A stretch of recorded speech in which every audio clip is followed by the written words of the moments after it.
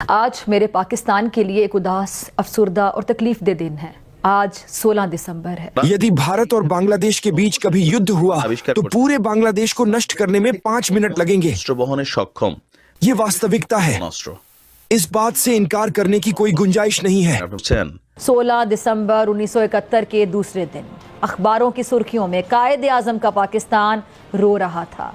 घरों दफ्तरों में अखबार पहुंचाने वाले हॉकरों के हाथ कांप रहे थे। भारत में भी बांग्लादेशी घुसपैठियों का खोज स्नीफर डॉग लेकर के, जो सूंघने वाला कुत्ता होता है ना, उसको लेकर के स्टार्ट कर दिया गया है। भारत तो दूर कथा, म्यांमार भारत तो दूर की बात, हम तो म्यांमार से भी हार रहे हैं। वो भी हमारी जमीन पे कब्जा कर रहे हैं। नुकसान किसको हुआ, बांग्लादेश को या इंडिया को? वो तो देखे ना, समझ ले बांग्लादेश डिवाइड होता नजर आ रहा है, तकसीम होता नजर आ रहा है। म्यांमार ने अटैक कर दिया। हमें बताया जा रहा था कि जख्म जब लगता है तो खून को कैसे रोका जाता है और कैसे मरहम पट्टी की जाती है।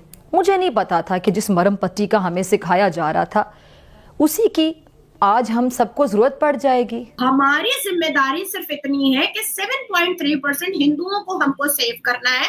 बाकी ये जितने भी उम्मा वाले हैं और ये जितने भी जज्बे की कौम है, ये भूख मरे, ये कोठे पे अपनी बेटियों को बैठा दे। हम फेसबुक पर पूरे दिन भारत को गाली देते हैं। यदि फेसबुक, यूट्यूब और टिकटॉक 4 दिन के लिए बंद हो जाए तो क्या हमने कोई ऐसी टेक्निक बनाया है जिसका उपयोग हम सोशल मीडिया चलाने के लिए कर सकें? बांग्लादेश अब हिंदुओं का होगा, उसको हिंद देश हम बनाएंगे। हम आदरणीय प्रधानमंत्री डोनाल्ड ट्रंप, मेलोनी, हम लोग मिलकर के बनाएंगे। वो एक बैलिस्टिक मिसाइल भारत से 3500 किलोमीटर से भी कम दूरी पर प्रोजेक्ट की जाएगी और वो बांग्लादेश के एक पूरे जिले को उड़ा देगी। हम बैठकर माइक्रोफोन पर गाली देने के अलावा सीमा पार कुछ नहीं भेज सकते। नमस्कार दोस्तों, बांग्लादेश को आज़ाद हुए 50 साल से ज़्यादा हो चुके हैं, लेकिन पाकिस्तान है कि अभी भी इस दर्द को भूला नहीं है। हर 16 दिसंबर को ये लोग इसे याद करते हैं। कल भी इनकी मीडिया ये याद कर रही थी और साथ ही साथ बांग्लादेशियों ने भी इस दिन को याद किया।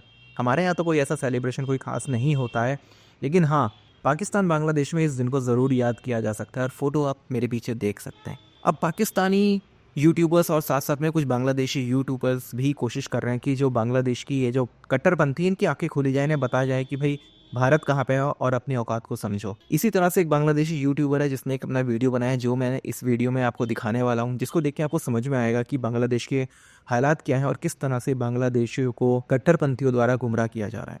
अब इस सब के पीछे डीप स्टेट का खेल है। अब ये लोग भी मान चुके हैं कि अब डीप स्टेट के खेल में ज़्यादा कुछ बचा नहीं है। 20 जनवरी को जब डोनाल्ड ट्रंप शपथ ले लेंगे अमेरिका में राष्ट्रपति की, तो ओबामा का ये खेल यानी कि डीप स्टेट का ये खेल भी ख़त्म हो जाएगा। आप इस सब के बारे में क्या सोचते हैं? क्या वाकई इससे कोई फ़ायदा होने वाला है बांग्लादेश को? क्या वाकई भारत और बांग्लादेश के संबंध बहुत ही जल्दी सही हो पाएंगे या और ज़्यादा बिगड़ेंगे? अब बांग्लादेशी इसे लेके काफ़ी डरे हुए हैं इस समय, क्योंकि इन्हें पता है भारत की ताकत का। आप इस सब के बारे में क्या सोचते हैं? कमेंट बॉक्स में ज़रूर लिखिएगा।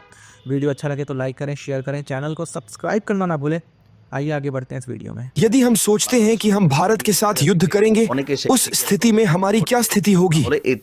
अगर मैं आपसे प्रैक्टिकली सोचने के लिए कहूं तो बहुत से लोग पूछेंगे कि आप इस खबर पर क्यों गए। इसीलिए मैंने ये न्यूज़ बनाया ताकि आप देख सकें कि भारत प्रैक्टिकली कहां आगे बढ़ रहा है और हम कहां हैं। हम बांग्लादेशी बस खोखली बातों का देश है। आप देखिए, भारतीय एजुकेशन सिस्टम में एक छोटा बच्चा फ्लुएंटली अंग्रेजी बोल सकता है, लेकिन हमारा बच्चा ऐसा नहीं कर सकता। हमारी एजुकेशन सिस्टम काफी हद तक बर्बाद हो चुकी है। हमारी एजुकेशनल बैकबोन पूरी तरह नष्ट हो चुकी है।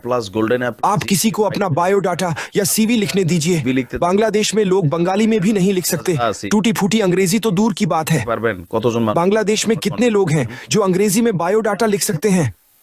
कहा जाता है कि शिक्षा किसी भी राष्ट्र की रीढ़ होती है। इस मामले में हम कितने मजबूत हैं? इस मामले में भारत बहुत आगे है। ये भी एक वास्तविकता है। आज के अपने वीडियो में मैं आपको कुछ और बताना चाहता हूँ। पड़ोसी देश पाकिस्तान के साथ भारत के खराब संबंध हों या चीन के साथ, भारत का लंबे समय से चल रहा विवाद, इस लड़ाई में भारत कितना मजबूत हुआ है। चीन से मुकाबला करने के लिए भारत ने टेक्निक से लेकर मिलिट्री, मिसाइल से लेकर स्पेस तक हर सेक्टर में प्रोग्रेस की है। उन्होंने जो लेटेस्ट मिसाइल बनाया है वो एक बैलिस्टिक मिसाइल है जो सबमरीन से परमाणु हथियार ले जाने में सक्षम है। हम उनकी कल्पना भी नहीं कर सकते। यदि भारत और बांग्लादेश के बीच कभी युद्ध हुआ तो पूरे बांग्लादेश को नष्ट करने में 5 मिनट लगेंगे। ये वास्तविकता है। অস্ত্র इस बात से इनकार करने की कोई गुंजाइश नहीं है। আপনি বুঝছেন কখনো যদি ভারত বাংলাদেশ যুদ্ধ হয় 5 মিনিট লাগবে পুরো বাংলাদেশের দাবাই দিতে। এটা হচ্ছে বাস্তবতা, আপনি এটা অস্বীকার করার हम लोग ज्यादा से ज्यादा क्या कर सकते हैं? हमें पाकिस्तान को तेल लगाना पड़ेगा, अमेरिका को पापा बनाना पड़ेगा, কারণ আমাদের चीन को परदादा बनाना पड़ेगा। এই সামরিক भारतीय सेना विश्व की दूसरी सबसे बड़ी सेना है। বাড়ছে, তবে যেই লোক फिर भी মিয়ানমার भारत ने अपनी बैलिस्टिक मिसाइल का सफल परीक्षण किया। মধ্যে नई बैलिस्टिक मिसाइल 3,500 किलोमीटर से कम दूरी पर स्थित लक्ष्यों को भेदने में सक्षम है। क्या हमारे पास एयर डिफेंस सिस्टम है? দ্বিতীয়বারের মতন তাদের नहीं। ব্যালিস্টিক ক্ষেপণাস্ত্র भारत के पास ये है। নতুন भारत के डिफरेंट स्टेट में जहां उनके इम्पोर्टेंट मिलिट्री बेस हैं, वहां उनकी एयर डिफेंस सिस्टम है। তা আমাদের কি हमारे पास क्या है? সিস্টেম আছে? নাই তো ভাই। हमारे पास कितने फाइटर जेट हैं? ভারতের আছে কিন্তু लड़ाकू विमान किस जनरेशन का है? ক্যাটাগরি সেটা भारतीय नौसेना का कहना है कि हमारे पास इंडिजिनस टेक्नोलॉजी से निर्मित 2 परमाणु सक्षम सबमरीन हैं। বলি যে একজন লোক এটা इन बैलिस्टिक मिसाइलों को उन 2 सबमरीन से प्रोजेक्ट किया जाएगा। কোন ভার্সন इस पर विचार करें कि मैं ऐसा क्यों कह रहा हूँ। ज्ञान, विज्ञान और टेक्नोलॉजी में हमारी स्थिति वास्तव में क्या है? हम बहुत पिछड़े राष्ट्र हैं। फेसबुक पर लड़कर भारत को हराना जितना आसान है, प्रैक्टिकली भारत को हराना पूरी तरह से अकल्पनीय है। একদম জীবন টিবন দিয়া क्या आपने देखा है कि कैसे उत्तर कोरिया या ईरान पूरे पश्चिमी विश्व की परवाह किए बिना सैन्य शक्ति में आगे बढ़ रहे हैं? क्या आप इसका कारण जानते हैं? বড় একটা জাতি খালি उनके पास मशीनरी है। তো কইরা ভারতের उस स्थिति में बांग्लादेश के पास कुछ भी नहीं है। হাগুলা बांग्लादेश सरकार को अपनी सिस्टम को अपग्रेड करना चाहिए, रिसर्च करना चाहिए तथा अपने रिसर्च बेस को समृद्ध करना चाहिए। আমেরিকার মতো टेक्नोलॉजी सेक्टर को और समृद्ध करना चाहिए। তো হয় हम फेसबुक पर पूरे दिन भारत को गाली देते हैं।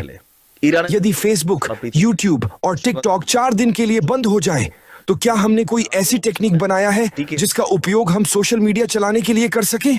মেশিনারি क्या वहाँ कुछ है? বানায়া থুপ দিয়া রাখ मैं कभी कभी सोचता हूँ कि पैसा तो है, সেই ক্ষেত্রে लेकिन हमें अपने रिसर्च सेक्टर को और समृद्ध बनाना चाहिए। গবেষণা टैलेंटेड बच्चे स्कॉलरशिप पर विदेश जा रहे हैं। वे वहाँ अच्छे पैसे पर अपनी टैलेंट बेच रहे हैं। মানে আমরা हमारे देश की सरकारें उन टैलेंटेड स्टूडेंट्स को नहीं जानती। মানে এখন তো केवल चोर और चोर जैसे लोग ही कुर्सी पर बैठे हैं। টিকটক হোয়াটসঅ্যাপ इस तरह किसी देश कैसे प्रोग्रेस करेगा? বানাই রাখছে যেটা चाहे आप भारत कहें या पाकिस्तान, আছে কিছু হাওলাই कूटनीति में कोई भी कभी भी स्टेबल पार्टनर नहीं होता। বাংলাদেশে आज भारत के साथ खराब संबंध कल अच्छे हो सकते हैं। फ्यूचर में युद्ध भी हो सकता है, लेकिन क्या हम उसके लिए तैयार हैं? आमने सामने জিনিস তৈরি হচ্ছে क्या आप बस सड़क पर उतरकर जिहाद छेड़ने जा रहे हैं? স্কলারশিপে দেশের आप बाद में सड़क पर होंगे। ভালো বেতনে সেই वो एक बैलिस्टिक मिसाइल भारत से 3,500 किलोमीटर से भी कम दूरी पर प्रोजेक्ट की जाएगी और वो बांग्लादेश के एक पूरे जिले को उड़ा देगी। हम बैठकर माइक्रोफोन पर गाली देने के अलावा सीमा पार कुछ नहीं भेज सकते। इसीलिए हमारी सरकार को इन क्षेत्रों को डेवलप करने की आवश्यकता है, चाहे यहाँ कोई भी रहता हो या कोई भी आता हो। चाहे लड़ाई हो या ना हो, ये सेल्फ प्रोटेक्शन और अपनी रीढ़ को सीधा रखने के लिए आवश्यक है। আজকে ভারতের সাথে খারাপ देखते हैं कौन सी सरकार जागती है। দেখা যাক কোন সরকারের ঘুম ভাঙে যুদ্ধ হইতে পারে। ভালো থাকুন, আসসালামু আলাইকুম।